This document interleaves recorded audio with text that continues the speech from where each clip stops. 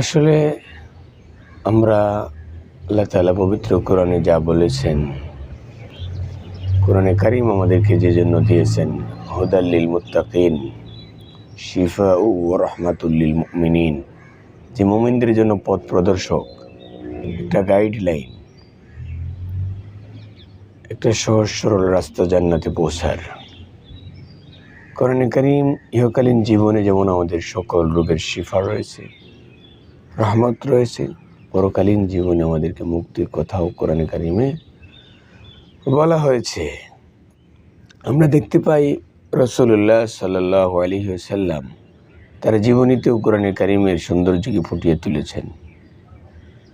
রাসূলুল্লাহ সাল্লাল্লাহু আলাইহি ওয়াসাল্লামের চরিত্র সম্পর্কে হযরত মা আয়েশা রাদিয়াল্লাহু আনহাকে যখন জিজ্ঞাসা করা হলো, নবীজির আচার আচরণ কত সুন্দর, কেমন ছিলেন, আম্মা জান আয়েশা রাদিয়াল্লাহু আনহা বলেছেন, কানা খুলুকুল কোরআন, কোরআনে কারীম যেমন প্রাণের নবীজি মুহাম্মদ রাসূলুল্লাহ সাল্লাল্লাহু আলাইহি ওয়াসাল্লাম ওনার আচার আচরণও অনুরূপ, কোরআনে কারীমের অনুরূপ আচার আচরণ প্রাণের নবীজি ছিলেন। তাহলে এখান থেকে আমাদের একটা শিক্ষা, যে আল্লাহ তাআলা কোরআনে যেই কথা বলেছেন, যে আল্লাহ তাআলার উপর ভরসা করা, সকল কাজে সকল সময়ে আল্লাহ তাআলার উপর ভরসা করলে পৃথিবীর জীবন আল্লাহ তাআলা রহমত বরকতময় করে দিবেন, পরকালীন জীবন আল্লাহ তাআলা মাফ করে দিবেন। আমরা দেখেছি রাসূলুল্লাহ সাল্লাল্লাহু আলাইহি ওয়াসাল্লাম একটা হাদিস শরীফের ঘটনা বলেছেন। নবীজি বলেছেন যে একজন কৃষক মাঠে যখন হাল চাষ করতো, জমি ফসল ফলাতো, এই কৃষকের সেচের প্রয়োজন হতো, তার ক্ষেতে পানি দেওয়ার প্রয়োজন হতো, কিন্তু পানি দিবে কোনো মেশিন রেডি করে নাই, সেলো মেশিন, পানি উঠানোর জন্য যে মেশিনটা লাগে এই মেশিন রেডি না। কিন্তু এই কৃষক বেচারা একটা পানির জন্য একটা নালা ড্রেন করে রেখেছে। হঠাৎ একদিন আসমান থেকে আওয়াজ হলো যে অমুকের বাগানে অমুকের ক্ষেতে পানি দাও। এখন আশপাশে তো আরও কৃষক থাকে। একজন পাশের এক কৃষক এই সাউন্ডটা শুনলো মেঘ থেকে। এই কৃষকের মাথার উপরে একটা মেঘখণ্ড বেশি বেশি বেরাচ্ছে। সেই মেঘখণ্ড থেকে আওয়াজটা শুনলো যে অমুকের ক্ষেতে পানি দাও, অমুকের বাগানে পানি দাও। এখন এই আকাশ থেকে এই মেঘে আওয়াজটা হওয়ার পরে কৃষক মাথা উঁচায় দেখেন যে মেঘটা আস্তে আস্তে যাইতে দেখেন যে আরেকজন কৃষক বেলচা নিয়ে পানি সেচন করার জন্য এই নালার সামনে, এই ড্রেনের সামনে দণ্ডায়মান সে। আর ওখানে গিয়ে এই মেঘটা রীতিমতো বৃষ্টি হয়ে তার এই ড্রেনের মাঝে, এই নালার মাঝে পুরা পানিটাই পড়ে গেল। এক ফোঁটা পানি এই ড্রেনের, এই নালার বাহিরে পড়ল না। এই দৃশ্যটা পাশে কৃষক সে তাকিয়ে দেখলো। আর কি দেখলো, যে ওই যেই কৃষক পানি সেচন করার জন্য, বেলচা নিয়ে সেচন করার জন্য এইটা নিয়ে দাঁড়িয়ে আছে, সে এই ড্রেন থেকে পানি সিঁচে তার বাগানে, তার ক্ষেতে পানিটা দিয়ে দিল। এখন এই দৃশ্যটা পাশে কৃষক দেখে এই কৃষককে বলল যে, ভাই, তোমার সাথে আমার একটু কথা ছিল। যে কি কথা?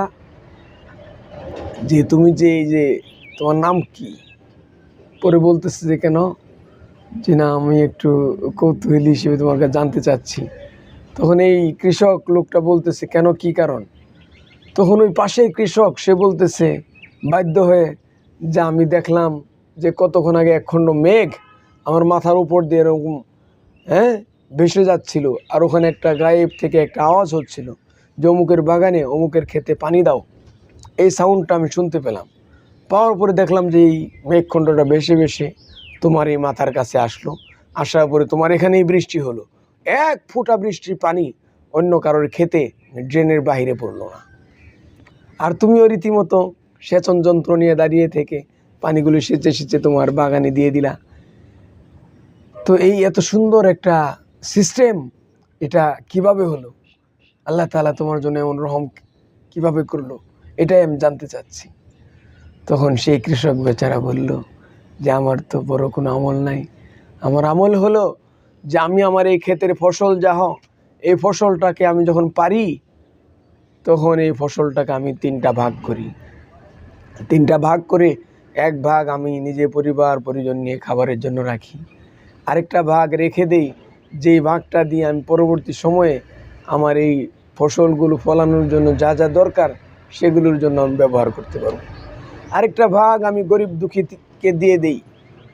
তাহলে আল্লাহ তাআলার উপর তার কি পরিমাণ ভরসা, যে আমি নবীজির আল্লাহ তাআলার দেখানো পথে আমি যখন আমার জীবন আচার আচরণ করব, আল্লাহ তাআলা আমার সাথে রহমতের আচার আচরণ করবেন।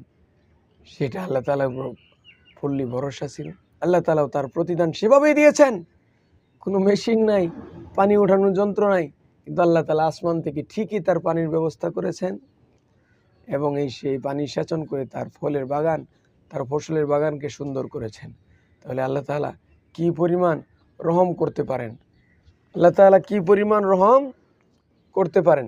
কিন্তু আমরা আল্লাহ তাআলার উপর ভরসা কমিয়ে দিয়েছি, যার কারণে আমরা আল্লাহ তাআলার কাছ থেকে ততটা রহমত নিতে পারতেছি না।